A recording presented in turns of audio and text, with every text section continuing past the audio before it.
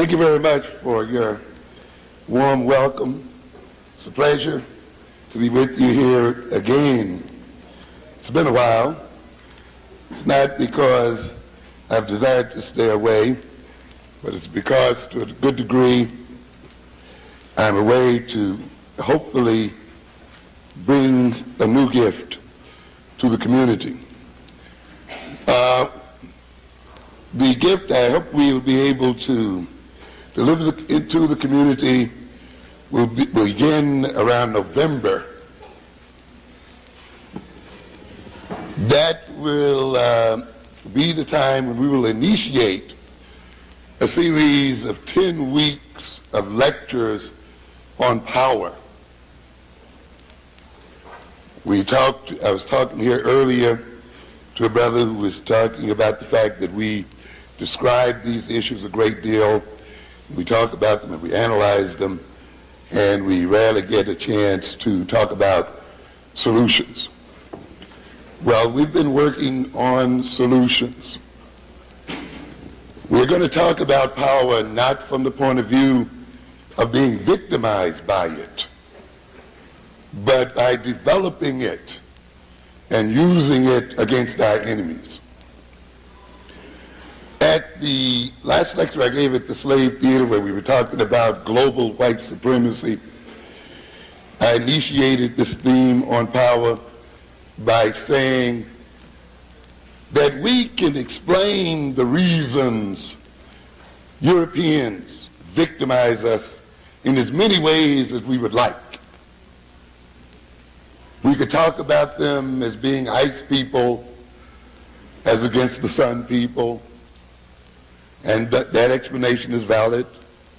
I have no problems with it. We can talk about them in terms of their protecting their more recessive genes against our more dominant genes. We can even get into a little psychoanalysis and deal with the myth of length of penises and penis envy and all the other things, and black balls and white balls and brown balls and black holes and white balls rolling into black holes and things of this nature. And all that's fine. That's a lot of fun. But no matter how you explain why or how the European got to the point of victimizing us, I think the essential issue is that the European victimizes us because he can, because he has the power to do so. And we are victimized because we haven't developed the power to prevent his doing so.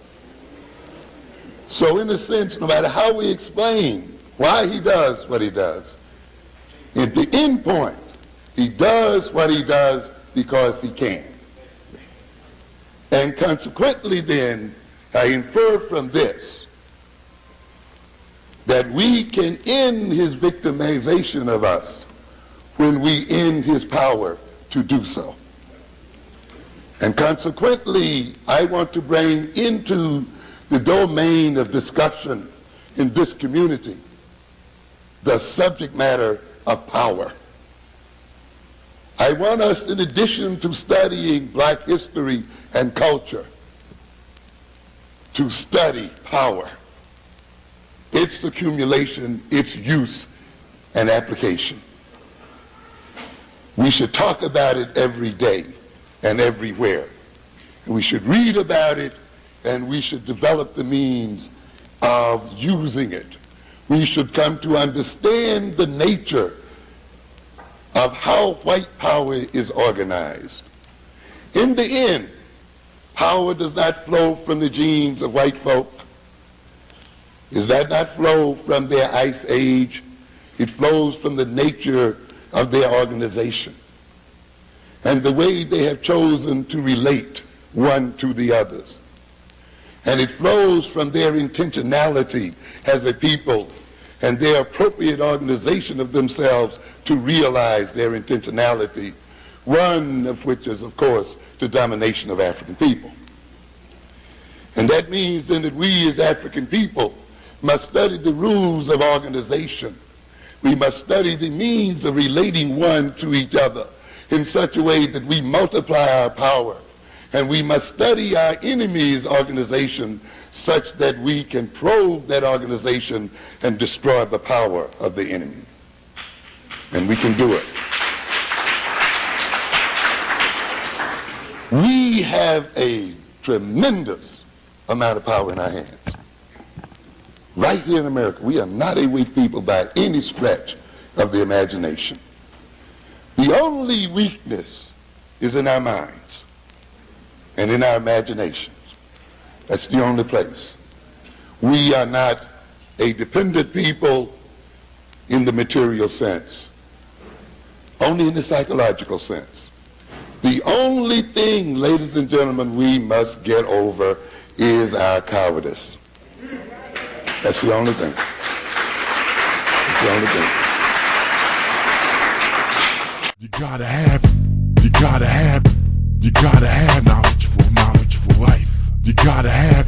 You gotta have